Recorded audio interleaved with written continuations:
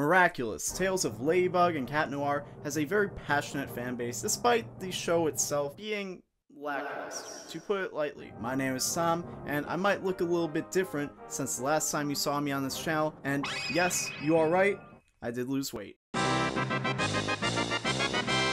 Miraculous is a cartoon set in the most disappointing place in the world. That's actually a thing. People go to Paris and then literally get like a specific type of depression because they're so disappointed with the reality after all of the romanticism. And that's where Miraculous takes place. And it's about two stupid kids who do not know how to communicate their feelings to each other. And this is a description coming from a fan, that fan being me. Telling a Miraculous fan that the show isn't that good is like telling a wrestling fan that it's fake. Yes, we know. We're the ones who watch it. And we don't care. We're still gonna watch it. But why? Well, as a Miraculous fan, this past season, especially the finale, just about gave me an existential crisis. Because it was actually pretty good, and that's something I didn't expect. But you might be wondering why myself, and many others, care so much about the show while simultaneously acknowledging that it's far from perfect. Why are we so invested in Miraculous given these circumstances? Now, for me personally, when I first started watching, I honestly thought it was a baby show at first. I thought it was something that was on Nick Jr. next to Backyardigans. I mean, maybe it was for all I know. I watched it on Netflix.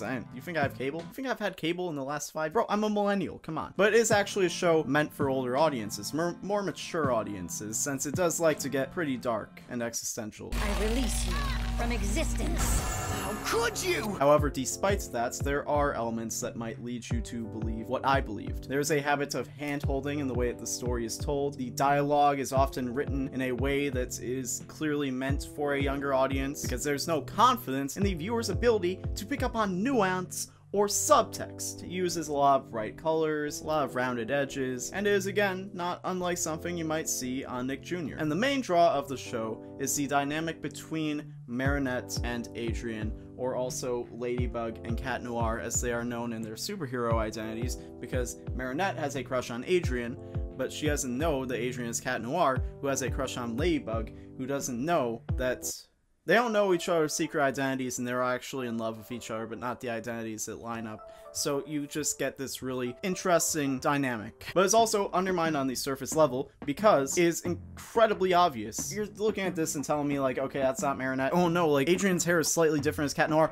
Bro, what? Like, it's easy to get the impression that the expectations for the viewer are not that high. Of course, in universe, this is explained by a number of different factors going on, including the fact that they aren't supposed to know who their secret identity is, so there's an implication that they just aren't thinking that hard about it intentionally to avoid causing an issue, because like, oh, I just connected the dots and figured out your secret identity. That's bad, I guess. And also people have said that like magic has something to do with it, which I don't even remember them mentioning that, which is all far from a satisfying answer, but when you're as invested as a lot of us are, it makes sense if you don't think about it, so just don't think about it. But also, they don't mention a lot of that stuff early on in the story, so I think they genuinely just didn't think that the target audience would question it. Or maybe it was a marketing thing, because like, listen bro, it got people talking. There's also a perception from people outside the fandom that the show is dumb, it doesn't follow chains of logic, or jumps through convoluted hoops to justify its own logic, and yeah, it's pretty fair. It's a fair criticism. So why are myself and many others invested in these miraculous tales of Ladybug and Narc? How does Miraculous somehow have one of the most dedicated fan bases of any modern cartoon despite its flaws? In fact, I'm not even sure if it's despite its flaws. Everyone seems to know what's going on and just accepts the show for what it is, including myself. I know what I'm watching, I know it's not great, but guess what? I keep watching it. It's like, am I allowed to talk about drug addiction on YouTube? Bro, at this point, I'm used to doing stuff on Twitch. Follow me on Twitch at twitch.tv/ShamanPQM. Also, follow me on Twitter, please. All the other YouTubers keep bullying me because I don't have a lot of Twitter followers. Even if you subscribe down below and hit the bell. YouTube's notification systems aren't that great. There's no guarantee you'll know when we upload, so you might as well follow the roundtable on Twitter and also follow me on Twitter so all the other animation YouTubers stop stealing my lunch money. I'm gonna be honest, I think it's kind of like JoJo's Bizarre Adventure, or at least how I feel as a fan of JoJo's Bizarre Adventure. There are some absolute gems, some shining moments within JoJo, and there are some not so shining moments. And JoJo also has a extremely passionate fan base. And I think there's a level of camaraderie among us. and appreciation for following the story through all the low points, the peaks, and the valleys. I'm not gonna look up who it was, because that detail is not important, but I recall recently, it may have been longer than I remember because I've been in this room for a long time. I'm losing my mind. Someone popular made a video that was being critical of Miraculous, and it was coming from the point of view of someone who was only watching the show to criticize it and to basically make fun of how bad it is. And that person did not get a whole lot of fanfare from the fandom, which seems kind of hypocritical when you realize that a lot of the fandom has a lot of the same criticisms. But the difference is, these criticisms were coming from a place of LOL, look at how bad this is, where our criticisms come from a place of love. Listen, bud, we get to talk bad on our show, and you don't get to weigh in on the show with the same safety net as someone like myself or some of my other content creator friends who are in the same boat of this weird Stockholm Syndrome relationship we have with Miraculous. You don't get to sit with us and call it garbage if you don't actually like the show behind that veil of criticism. But what do we even get out of supporting the show? What do we get out of supporting a show that is painfully formulaic, that insists on portraying cultures in a very simplistic way, that often borders on or sometimes even crosses over into kind of insensitive? A show that tends to disrespect the intelligence of its viewers, or covers topics that demand more depth than it seems the text is capable of providing, and completely independent of the text itself, the fandom discourse. Oh boy, I love seeing how people can't help but criticize 14-year-old characters for acting the way that 14-year-old characters would, and expecting them to act with the logic and reason and maturity of a fully grown person. These are children, of course they're going to act like children. I don't know why so many of y'all struggle to understand that. Damn, grow up, you impulsive children who act age appropriate. Except for Luca, who for some reason has like this ridiculous amount of emotional intelligence and like social intelligence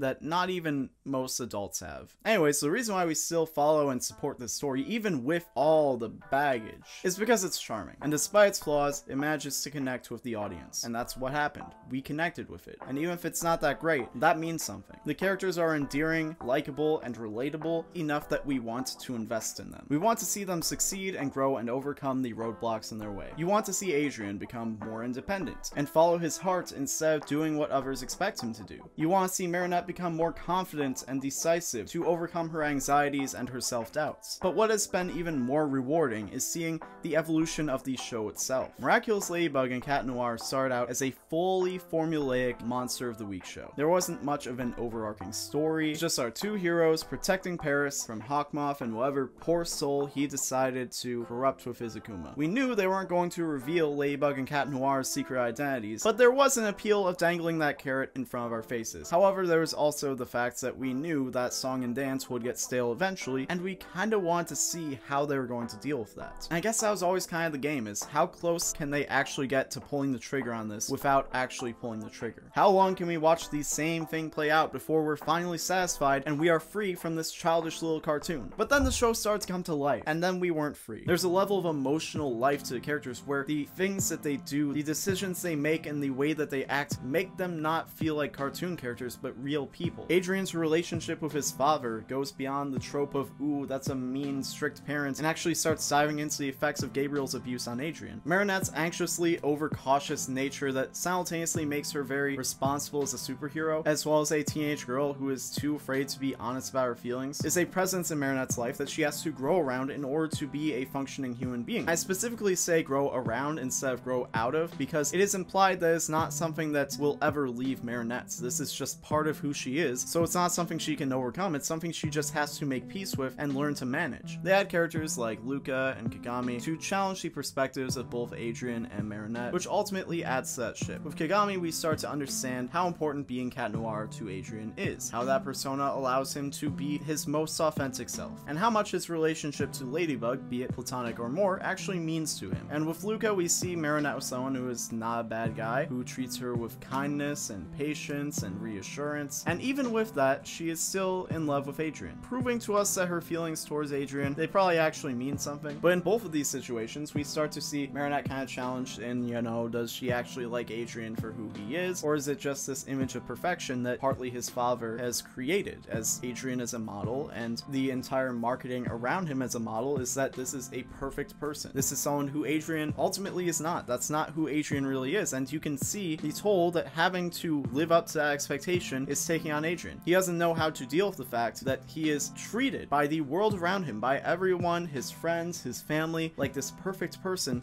who he knows that he is not, because he is a deeply flawed person like any human being is, and his inability to be accepted as that imperfect version of himself has genuinely screwed him up. So when you consider that, it's hard to believe that Marinette, who has a crush on him, would actually have a crush on him for who he is when she doesn't even really know who he is. But of course, we can see the chemistry and compatibility for their complicated dynamic, and we've even seen the result of them finding out the whole thing because of time travel shenanigans and retcons. But would they really have a successful long-term relationship once these things start to become known between them? Because Marinette isn't interested in Cat Noir, and Cat Noir is a legitimate side to who Adrien is and his sense of self. But is that only because she's holding out for Adrien and doesn't realize that Adrien is also part of Cat Noir? Is she not just reinforcing the same toxic image of perfection that Adrien has been expected to live up to? Then I remember, I'm talking about two 3D models in a children's cartoon. But my point is the show has evolved over time, and these changes to the status quo reflect how the characters that we are so invested in are growing. For example, Marinette revealing her identity as Ladybug to Alya after her breakup with Luca was her realizing that her lack of honesty about her secret identity ruined her relationship with her boyfriend, and now she doesn't want that to ruin her relationship with her best friend. And this whole thing of like the best friend knows main character's secret identity is something that happens in like the first few episodes of every other cartoon that has like a superhero main character. This happened in episode 3 of season 4. And why is that? Because Marinette is an overly cautious person, and this example of her opening up to her best friend is a sign of growth and a sign of her taking a chance that she usually wouldn't, because she is such an anxious person. And this causes like a chain reaction, because we've been experiencing the story through Marinette's perspective this whole time, and then we start to realize that a lot of the rules around the miraculous that we understood before are actually not as rigid as we thought they were. So we start to see them bend and break a little bit more strategically, of course. Since she's the guardian of all the miraculous, she has to know everyone's identity, but she doesn't know Cat Noir's, and that's because of the rules. But now we're starting to be like, well, wait, do the rules really matter that much? But you know what? This is adding more complications and dynamic ranges to the whole situation between Ladybug and Cat Noir. And what do you know? This song and dance has changed enough to now I'm fully invested again. The finale of season 4 took a lot of the things I'm talking about and brought them together in a way that, I'm going to be honest, I didn't expect. And like I said earlier, a lot of times the situations and the plots demand a lot more than the text is capable of providing, but I think they actually pulled it off this time. I think the text actually delivered on what the whole situation needed. There's a feeling of valor in saying, yeah, I sat through some episodes that were really nothing special. Some of them were just not good. But look where we are now. We've made it to a point where it's actually starting to seem like this might be a show that can actually go hard. Not that the journey along the way was miserable, because Miraculous has always managed to make it feel worth it. And the sense of community around the show really helps, because even if you see something that's just not good, you can look to the rest of the fandom and you can laugh about it and have that feeling of camaraderie around, yeah,